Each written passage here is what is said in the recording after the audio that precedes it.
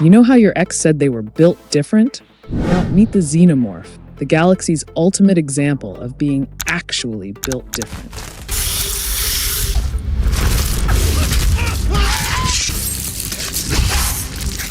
This thing is basically what happens when Mother Nature has a really, really bad day and decides to create the biological equivalent of a nuclear weapon with anger management issues. I got eyes on it. It's right fucking in front of me. I can't do that.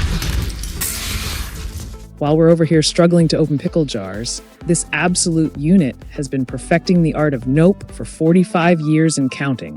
What's up, science nerds and horror fans?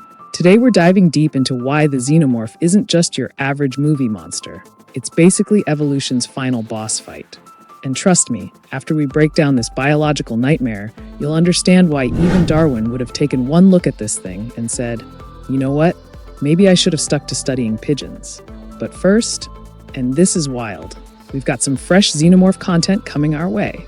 The first ever alien TV show called Alien Earth is dropping on Hulu in summer 2025, and there's even talk of a new Alien vs. Predator crossover. So our favorite space demon is about to terrorize a whole new generation of viewers who thought they were safe binge-watching at home.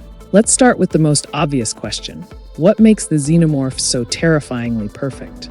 Well, imagine if you took every single thing that makes humans go, nope, and then cranked it up to 11 while adding a PhD in applied nightmare fuel. First up, we have the acid blood.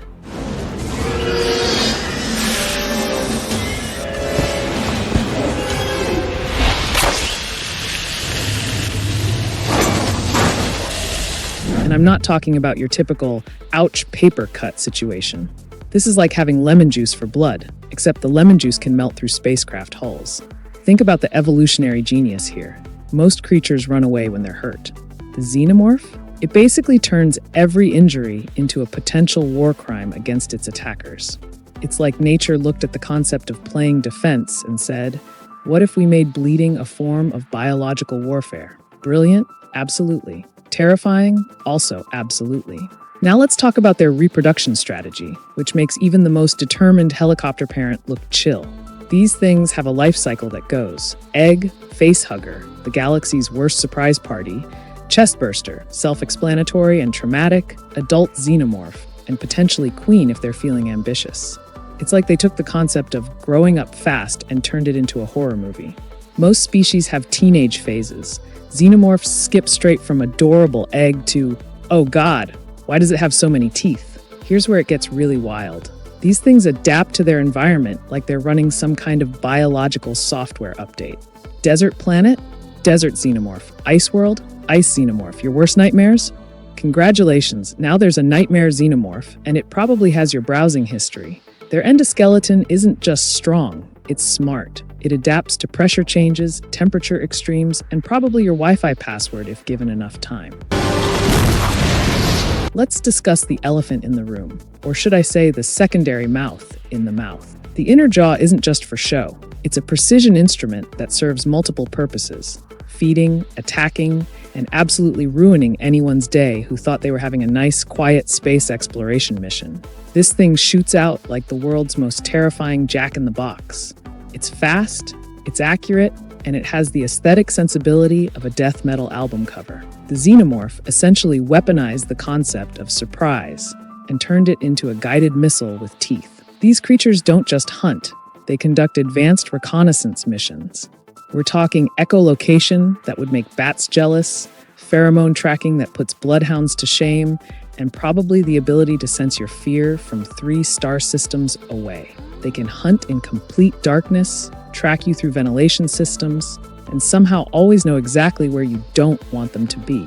It's like having a predator with the navigation skills of a GPS system and the patience of a cat waiting by a mouse hole. If your dream is terror. Here's the kicker. They're not just mindless killing machines. These things exhibit pack behavior and tactical intelligence. They coordinate attacks, set traps, and probably have group chats where they share hunting tips and rate their victims' hiding spots. Imagine wolves. But if wolves were designed by someone who thought regular wolves were too cuddly and not nearly apocalyptic enough. The xenomorph doesn't just survive in new environments, it conquers them with the efficiency of a hostile corporate takeover. Drop one on an ice moon? Congratulations, you now have an ice moon with a xenomorph problem. Abandoned space station? More like future xenomorph real estate. They don't adapt to ecosystems, they remake them in their own terrifying image. It's like biological gentrification, except instead of artisanal coffee shops, you get death and despair. Let's talk about their reproduction strategy, which makes traditional parenting look like a relaxing spa day. The face-hugger approach to child rearing is basically, congratulations, you're pregnant. Also, you're going to die horribly, but don't focus on that part. This isn't just reproduction. It's biological trolling on a galactic scale. They've turned the miracle of life into a horror movie plot device. Speaking of which, 2024's Alien Romulus brought the Xenomorph back to theaters, and fans are calling it a spectacular return to form. But that's just the beginning.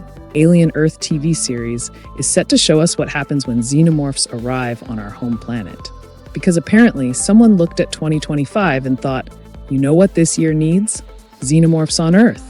There's even discussion about a potential new Alien vs. Predator film, which means we might get to see two of cinema's most efficient killing machines duke it out again.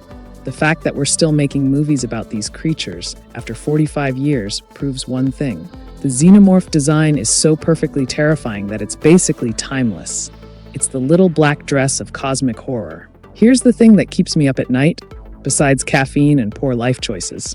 The xenomorph represents something genuinely unsettling about evolution and survival. It's what happens when natural selection decides to min-max for pure survival efficiency without any regard for being a decent neighbor in the galactic community. The philosophical implications are wild.